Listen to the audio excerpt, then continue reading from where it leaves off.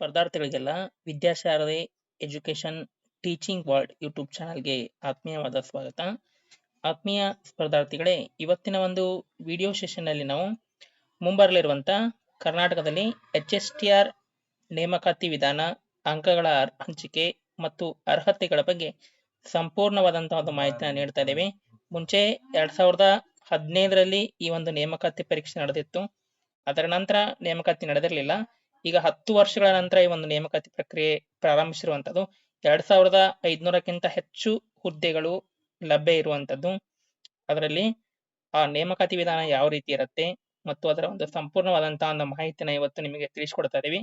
ಅದೇ ರೀತಿ ಒಂದು ಈ ವಿದ್ಯಾಶಾರದೆ ಕೋಚಿಂಗ್ ಸೆಂಟರ್ ವತಿಯಿಂದ TET, GPSTR, HSTR ಮತ್ತು PSTR ತರಬೇತಿಗೆ ಸಂಬಂಧಪಟ್ಟಂತೆ ಒಂದು ಆನ್ಲೈನ್ ಕ್ಲಾಸಸ್ ನ ಹೊಸ ಬ್ಯಾಚ್ ಕೋರ್ಸ್ ಅನ್ನು ಆರಂಭಿಸಿದ್ದೇವೆ. ಈ ಒಂದು ಬ್ಯಾಚ್ ಕೋರ್ಸ್ ಬಂದು 4 ತಿಂಗಳ ಅವಧಿಯನ್ನು ಹೊಂದಿರುವಂತದ್ದು. ಬ್ಯಾಚ್ ಕೋರ್ಸ್ ಫೀಸ್ ಬಂದು 1500 ರೂಪಾಯಿ ಇರುತ್ತೆ ಮತ್ತು ಪ್ರತಿದಿನ ಲೈವ್ ತರಗತಿಗಳು, ಆನ್ಲೈನ್ ಟೆಸ್ಟು, ಪರೀಕ್ಷಾ ಸಂಬಂಧಿ ಮಾರ್ಗದರ್ಶನ, ಅಣುಕು ಪರೀಕ್ಷೆಗಳು ಮತ್ತು ಹಿಂದಿನ ಪರೀಕ್ಷೆಗಳ ಪ್ರಶ್ನೋತ್ತರಗಳ ವಿಶ್ಲೇಷಣೆ ಇರುತ್ತೆ. ಮತ್ತು ಈ ಒಂದು ಬ್ಯಾಚ್ ನಲ್ಲಿ ನೀವು ಲೈವ್ ಕ್ಲಾಸ್ ಅಟೆಂಡ್ ಆಗದಿದ್ರು ಸಹಿತ ನಿಮಗೆ ರೆಕಾರ್ಡಿಂಗ್ ಕ್ಲಾಸಸ್ ಅವೈಲೇಬಲ್ ಇರುವಂತದ್ದು. ನೀವು ಫ್ರೀ ಇದ್ದಾಗ ಯಾವಾಗ ಬೇಕಾದ್ರೂ ರೆಕಾರ್ಡಿಂಗ್ ಕ್ಲಾಸಸ್ ನೋಡಬಹುದು. ಸ್ಟಡಿ ಮಟೀರಿಯಲ್ ಇರುವಂತದ್ದು. ಈ ಒಂದು ತರಬೇತಿಗೆ ನೀವೇನಾದ್ರೂ ಜಾಯಿನ್ ಆಗಬೇಕಾ ಇಂತು ಅಂದ್ರೆ ಈ ನಂಬರ್ಗೆ ನೀವು ಕಾಂಟ್ಯಾಕ್ಟ್ ಮಾಡಬಹುದು. 9380850076 ಈ ನಂಬರ್ಗೆ ನೀವು ಕಾಂಟ್ಯಾಕ್ಟ್ ಮಾಡಿ ಒಂದು ಹೆಚ್ಚಿನ ಮಾಹಿತಿಯನ್ನ ಒಂದು ಪಡೆದುಕೊಳ್ಬಹುದು. ಇನ್ನು ಈ ಒಂದು ನೇಮಕಾತಿ ವಿಧಾನ ನೋಡೋಕ್ಕಿಂತ ಮುಂಚೆ ಒಂದು ಲೈವ್ ಆನ್ಲೈನ್ ಟೆಸ್ಟು ಮತ್ತು ರೆಕಾರ್ಡಿಂಗ್ ಕ್ಲಾಸಸ್ ಅವೈಲೇಬಲ್ ಇರುವಂತದ್ದು ಮತ್ತು ಇದನ್ನ ನಿಮ್ಮ ಫ್ರೆಂಡ್ಸ್ಗೂ ಸಹಿತ ಶೇರ್ ಮಾಡಬಹುದು. ಯಾಕಂದ್ರೆ ನಿಮಗೆ ಕ್ಲಾಸಸ್ ಇಂಟ್ರೆಸ್ಟ್ ಇಲ್ಲದೆ ಇದ್ರು ಸಹಿತ ಬೇರೆಯವರು ಇಂಟ್ರೆಸ್ಟ್ ಇರುವಂತವ್ರು ಜಾಯಿನ್ ಆಗ್ತಿರ್ತಾರೆ. ಇನ್ನು ನೇಮಕಾತಿ ವಿಧಾನಕ್ಕೆ ಬಂದಂತೆ ಈ ಮುಂಚೆ ಯಾವ ರೀತಿ ಒಂದು ನೇಮಕಾತಿ ವಿಧಾನ ಇತ್ತು ಅನ್ನುವಂಥದ್ದು ನೋಡೋದಾದ್ರೆ, ಪದವಿ ಅಂದ್ರೆ BA ಅಥವಾ BSc ಅನ್ನ 20% ಏನ್ ಮಾಡ್ತಿದ್ರು ಅಂತಂದ್ರೆ ಒಂದು ಹಿಡಿತಾ ಇದ್ರು. ಇನ್ನು BEd ಪದವಿಯನ್ನ 10%, ಇನ್ನು ಸ್ಪರ್ಧಾತ್ಮಕ ಪರೀಕ್ಷೆ CET ಅನ್ನ ಒಟ್ಟು 70%, ಟೋಟಲ್ 100% ಏನ್ ಮಾಡ್ತಿದ್ರು ಅಂದ್ರೆ ಕೌಂಟ್ ಮಾಡ್ತಿದ್ರು. ಪದವಿ 20, BEd 20, ಸ್ಪರ್ಧಾತ್ಮಕ ಪರೀಕ್ಷೆಯಲ್ಲಿ ಪಡೆದಿರುವ ಅಂಕಗಳು 70%, ಟೋಟಲ್ 100%. ಈ ರೀತಿ ನೇಮಕಾತಿನ ಮಾಡ್ಕೋತಾ ಇದ್ರು.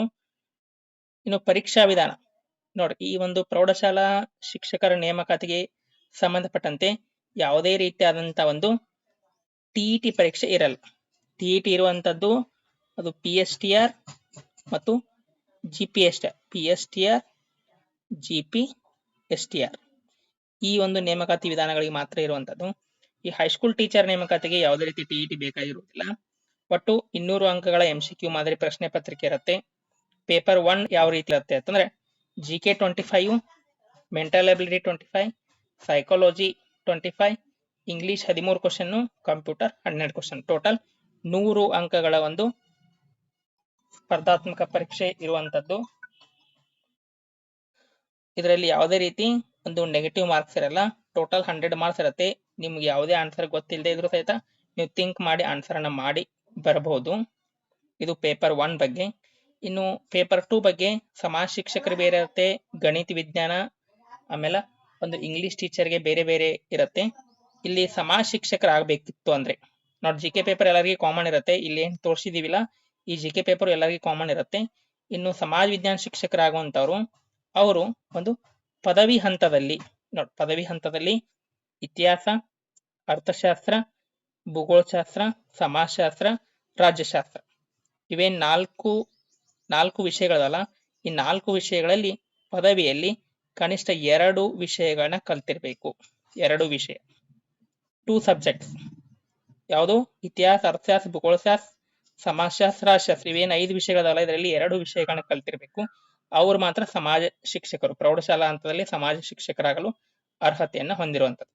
ಮತ್ತಿನ್ನು BEd ಪದವಿಯನ್ನ ಪಡೆಯುವಂತ ಸಮಯದಲ್ಲಿ ಇತಿಹಾಸ, ಪೌರ್ನೀತಿ, ಅರ್ಥಶಾಸ್ತ್ರ, ಭೂಗೋಳಶಾಸ್ತ್ರ ಇದರಲ್ಲಿ ಒಂದು ಬೋಧನಾ ವಿಧಾನಗಳನ್ನ ಕಲ್ತಿರ್ಬೇಕು.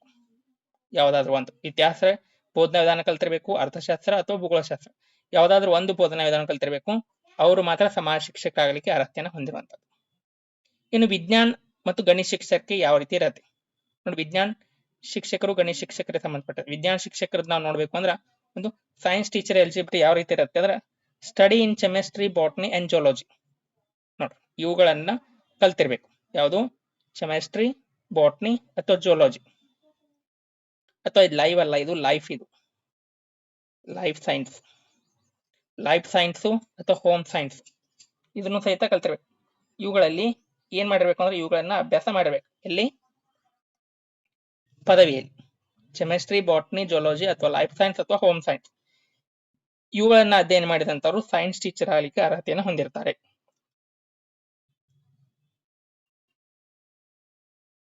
ಇನ್ನು ಸೈನ್ಸ್ ಟೀಚರ್ ಸಂಬಂಧಪಟ್ಟಂತೆ 100 ಮಾರ್ಕ್ಸ್ ಸೆಕೆಂಡ್ ಪೇಪರ್ ಇರುತ್ತೆ. ಅದು ಈ ವಿಷಯಗಳಿಗೆ ಸಂಬಂಧಪಟ್ಟಂತೆ ಪ್ರಶ್ನೆಗಳನ್ನ ಕೇಳಿರ್ತಾರೆ. ಇನ್ನು ಗಣಿತ ಶಿಕ್ಷಕರಾಗಲುವಂತವ್ರು, ಗಣಿತ ಶಿಕ್ಷಕರಾಗಬೇಕನ್ನುವಂತವ್ರು ಕಂಪಲ್ಸರಿಯಾಗಿ ಒಂದು ಫಿಸಿಕ್ಸು, ಕೆಮಿಸ್ಟ್ರಿ, ಮ್ಯಾಥಮೆಟಿಕ್ಸ್ ಇವುಗಳನ್ನ ಏನ್ ಮಾಡಿರ್ಬೇಕು ಅಂದ್ರೆ ಕಲ್ತಿರ್ಬೇಕು. ಈಗ ಇತ್ತೀಚೆಗೆ ಒಂದು ಕಂಪ್ಯೂಟರ್ ಸೈನ್ಸ್, ಸ್ಟ್ಯಾಟಿಸ್ಟಿಕ್ಸ್ ಕಲ್ತವ್ರನ್ನು ಸಹಿತ ಒಂದು ಗಣಿತ ಶಿಕ್ಷಕರ ಹುದ್ದೆಗೆ ತೆಗೆದುಕೊಳ್ತಾ ಇರುವಂತ ಕಾಣ್ತೀವಿ. 50 ಕ್ವಶನ್ಸ್ ಸೈನ್ಸ್ ಕ್ವಶನ್ಸ್ ಇರುತ್ತೆ, 50 ಕ್ವಶನ್ಸ್ ಮ್ಯಾಥ್ಸ್ ಕ್ವಶನ್ಸ್ ಇರುತ್ತೆ. ಫಿಸಿಕ್ಸ್, ಕೆಮಿಸ್ಟ್ರಿಗೆ ಸಂಬಂಧಪಟ್ಟಂತೆ 50 ಕ್ವಶನ್ಸ್, ಮ್ಯಾಥಮೆಟಿಕ್ಸ್ 50 ಕ್ವಶನ್ ಇರುತ್ತೆ. ಟೋಟಲ್ 100 ಮಾರ್ಕ್ಸಿನ ಒಂದು ಸೆಕೆಂಡ್ ಪೇಪರ್ ಅನ್ನ ಒಂದು ಅಟೆಂಡ್ ಮಾಡಬೇಕು. ಇದು ಗಣಿತ ಶಿಕ್ಷಕರ ಒಂದು ಹುದ್ದೆಗೆ ಸಂಬಂಧಪಟ್ಟಂತೆ. ಇನ್ನು ಕನ್ನಡ ಭಾಷಾ ಶಿಕ್ಷಕರ ಹುದ್ದೆ ನೋಡಿ, ಕನ್ನಡ ಮತ್ತು ಇಂಗ್ಲಿಷ್ ಎರಡೂ ಒಂದೇ ಇರುತ್ತೆ. ಒಂದು ಪದವಿಯಲ್ಲಿ ಐಚ್ಛಿಕ ಕನ್ನಡ ಅಥವಾ ಐಚ್ಛಿಕ ಇಂಗ್ಲಿಷ್ ಅನ್ನ ಕಲ್ತಿದ್ರು ಅಂದ್ರೆ, ಪದವಿಯಲ್ಲಿ ಆಪ್ಷನಲ್ ಕನ್ನಡ ಅಥವಾ ಆಪ್ಷನಲ್ ಇಂಗ್ಲಿಷ್ ಅನ್ನ ಕಲ್ತಿದ್ರು ಆತರ ಅವರು ಕನ್ನಡ ಶಿಕ್ಷಕರು ಅಥವಾ ಇಂಗ್ಲಿಷ್ ಶಿಕ್ಷಕರು ಆಗ್ಲಿಕ್ಕೆ ಅರ್ಹತೆಯನ್ನು ಹೊಂದಿರ್ತಾರೆ. ಆಪ್ಷನಲ್ ಕನ್ನಡ ಅಥವಾ ಆಪ್ಷನಲ್ ಇಂಗ್ಲಿಷ್ ಅನ್ನ ಕಲ್ತಿರ್ಬೇಕು. ಕನ್ನಡ ಸ್ನಾತಕೋತ್ತರ ಪದವಿಯನ್ನ ಪಡೆದಿರಬೇಕು. ಐಚ್ಛಿಕವಾಗಿ ಕಲಿತೇ ಇಲ್ದಿದ್ರೆ MA ಇನ್ ಕನ್ನಡ ಅಥವಾ MA ಇನ್ ಇಂಗ್ಲಿಷ್ ಕಲ್ತಿರ್ಬೇಕು. ಅಥವಾ ಕನ್ನಡ ಪಂಡಿತ ಪದವಿಯನ್ನ ಪೂರ್ಣಗೊಳಿಸಿರ್ಬೇಕು. ಕನ್ನಡ ಪಂಡಿತ ಪದವಿ ಇದನ್ನ ಪೂರ್ಣಗೊಳಿಸಿರ್ಬೇಕು. ಇವರು ಕನ್ನಡ ಭಾಷಾ ಶಿಕ್ಷಕರಾಗಲಿಕ್ಕೆ ಅರ್ಹತೆಯನ್ನು ಹೊಂದಿರ್ತಾರೆ. ಇನ್ನು ಈ ಕನ್ನಡ ಭಾಷಾ ಶಿಕ್ಷಕರ ಹುದ್ದೆಗೆ ಸಂಬಂಧಪಟ್ಟ ನಿರ್ದಿಷ್ಟ ಪತ್ರಿಕೆಯಲ್ಲಿ ಅಂಕಗಳ ಹಂಚಿಕೆ ಯಾವ ರೀತಿ ಇರುತ್ತೆ ನೋಡಿ. ಅಂಕಗಳ ಹಂಚಿಕೆ ಅಂತಂದ್ರೆ 100 ಮಾರ್ಕ್ಸ್ ಗಳ ಒಂದು MCQ ಎಕ್ಸಾಮ್ ಇರುತ್ತೆ. ಮಾರ್ಕ್ ಹಾಕೋದು, ರಿಟರ್ನ್ ಎಕ್ಸಾಮ್ ಇರಲ್ಲ. ಯಾವ ರೀತಿ GPST ಅಲ್ಲೆಲ್ಲ ರಿಟರ್ನ್ ಎಕ್ಸಾಮ್ ಮಾಡ್ತಿದ್ದಾರೆ ಈಗ, ಇದು ಇರಲ್ಲ. ಬೋಧನಾ ಸಾಮರ್ಥ್ಯ ಪೆಡಗೋಜಿ, ಕನ್ನಡ ಪೆಡಗೋಜಿ 25 ಮಾರ್ಕ್ಸ್ ಇರುತ್ತೆ. ಕನ್ನಡ ಸಾಹಿತ್ಯ ಚರಿತ್ರೆ 45 ಅಂಕ ಕೇಳ್ತಾರೆ. ವ್ಯಾಕರಣ 30 ಮಾರ್ಕ್ಸ್ ಇರುತ್ತೆ. ಇನ್ನು ಭಾಷಾಶಾಸ್ತ್ರ, ಭಾರತೀಯ ಕಾವ್ಯಮೀಮಾಂಸೆ, ಪಾಶ್ಚಾತ್ಯ ಕಾವ್ಯಮೀಮಾಂಸೆಗೆ ಸಂಬಂಧಪಟ್ಟಂತೆ ಒಟ್ಟು ಪ್ರಶ್ನೆಗಳನ್ನ ಕೇಳ್ತಾರೆ. ಇದು ಒಟ್ಟಾರೆಯಾಗಿ ಒಂದು 100 ಅಂಕಗಳ ಒಂದು ಪತ್ರಿಕೆ ಇರುತ್ತೆ. ಯಾವುದೇ ನೆಗೆಟಿವ್ ಮಾರ್ಕ್ಸ್ ಇರಲ್ಲ. ನಿಮಗೆ ಆನ್ಸರ್ ಗೊತ್ತಿಲ್ಲ ಅಂದ್ರೆ ಸಹಿತ ಒಂದು ಥಿಂಕ್ ಮಾಡಿ ಒಂದು ಸಮಂಜಸ ಅನಿಸಿರುವಂತ ಆನ್ಸರ್ ಅನ್ನ ಹಾಕಿ ಬರಬಹುದು. KPSC ಎಕ್ಸಾಮ್ ರೀತಿ ಯಾವುದೇ ರೀತಿ ನೆಗೆಟಿವ್ ಮಾರ್ಕ್ಸ್ ಇರಲ್ಲ. ಇದು ಕನ್ನಡ ಭಾಷಾ ಶಿಕ್ಷಕರ ಹುದ್ದೆಗೆ ಸಂಬಂಧಪಟ್ಟಂತೆ ಇಂಗ್ಲಿಷ್ ಮತ್ತು ಕನ್ನಡ ಭಾಷಾ ಶಿಕ್ಷಕರು. ಇನ್ನು ಗಣಿತ ಶಿಕ್ಷಕರ ಹುದ್ದೆಗೆ ಸಂಬಂಧಪಟ್ಟಂತೆ, ವಿಜ್ಞಾನ ಶಿಕ್ಷಕರ ಹುದ್ದೆಗೆ ಸಂಬಂಧಪಟ್ಟಂತೆ, ಇದು ಸಮಾಜ ವಿಜ್ಞಾನ ಶಿಕ್ಷಕರ ನೇಮಕಾತಿ ವಿಧಾನ ಯಾವ ರೀತಿ ಇರುತ್ತೆ ಅನ್ನುವಂಥದ್ದನ್ನ ತೋರಿಸಿದ್ವಿ.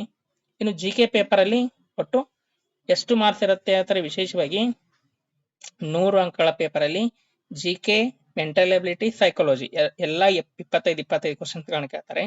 ಇನ್ನು ಇಂಗ್ಲಿಷ್ ಮತ್ತು ಕಂಪ್ಯೂಟರ್ಗೆ ಸಂಬಂಧಪಟ್ಟಂತೆ ಇಂಗ್ಲಿಷ್ 13, ಕಂಪ್ಯೂಟರ್ 12, ಒಟ್ಟು ಇವು 25 ಮಾರ್ಕ್ಸ್. ಮುಂಚೆ 33 ಕೇಳ್ತಿದ್ರು. GK 33, mental ability 33, psychology 33. ಅದನ್ನ 2015 ಇಂದ ಒಂದು ಪ್ಯಾಟರ್ನ್ ಅನ್ನ ಚೇಂಜ್ ಮಾಡಿರುವಂತದ್ದು. ಮತ್ತು ಇನ್ನೊಂದು, ಯಾರ್ದೆಲ್ಲ TET ಆಗಿಲ್ಲ ಅವರು ಒಂದು ಈ ಹೈಸ್ಕೂಲ್ ಟೀಚರ್ HSTR ಪರೀಕ್ಷೆಗೆ ಸಿದ್ಧತೆಯನ್ನು ಆರಂಭಿಸಬೇಕು. ಯಾಕಂದ್ರೆ ಇದಕ್ಕೆ ಯಾವ ರೀತಿ TET ಕಂಪಲ್ಸರಿ ಇರಲ್ಲ, ಅವರು ಎಕ್ಸಾಮ್ ಅನ್ನ ಬರಿಬಹುದು. ಇದು ಮುಂಚೆ ಹಿಡಿತಿದ್ರು, ಇತ್ತೀಚೆಗೆ ಒಂದು ಬ್ಯಾಕ್ ಸ್ಕೋರ್ ಅನ್ನ ಹಿಡಿಯಲ್ಲ ಅನ್ನುವಂಥದ್ದು ಚರ್ಚೆ ನಡೆದಿರುವಂತದ್ದು. ಪದವಿ ಮತ್ತು BD ಅಂಕಗಳನ್ನ ಹಿಡಿಬಾರದು ಅಂತಿಕೊಂಡ ಬರೀ TET ಮತ್ತು CET ಅಂಕಗಳನ್ನ ಮಾತ್ರ ಪರಿಗಣಿಸಬೇಕು ಅಂತಿಕೊಂಡು ಸಾಕಷ್ಟು ಹೋರಾಟ ನಡೆದಿರುವಂತದ್ದು. ಇನ್ನು ಮುಂದೆ ನೇಮಕಾತಿ ನೋಟಿಫಿಕೇಶನ್ ಆದ ನಂತರ ಏನ್ ಗೊತ್ತಾಗತ್ತಂದ್ರ ಒಂದು ಬ್ಯಾಕ್ ಸ್ಕೋರ್ ಅನ್ನ ಅಂದ್ರೆ BA ಮತ್ತು BD ಅಂಕಗಳನ್ನ ಹಿಡಿತಾರೋ ಇಲ್ಲೋ ಅನ್ನುವಂಥದ್ದು ಮುಂದೆ ಗೊತ್ತಾಗತ್ತೆ. ಕೇವಲ ಒಂದು TET ಏನ್ ಎಕ್ಸಾಮ್ ಅಟೆಂಡ್ ಮಾಡ್ತಿಲ್ಲ ಅದು, ಆಮೇಲೆ CET ಅಂಕಗಳನ್ನ ಮಾತ್ರ ಪರಿಗಣಿಸಿ ಒಂದು ಆಯ್ಕೆ ಪ್ರಕ್ರಿಯೆನ ಮಾಡ್ಬೇಕು ಅಂತ್ಕೊಂಡು ಸಾಕಷ್ಟು ಹೋರಾಟ ನಡೆದಿರುವಂತದ್ದು. ಅದು ಏನಾಗುತ್ತೆ ಅಂತ ನೋಡ್ಬೇಕು.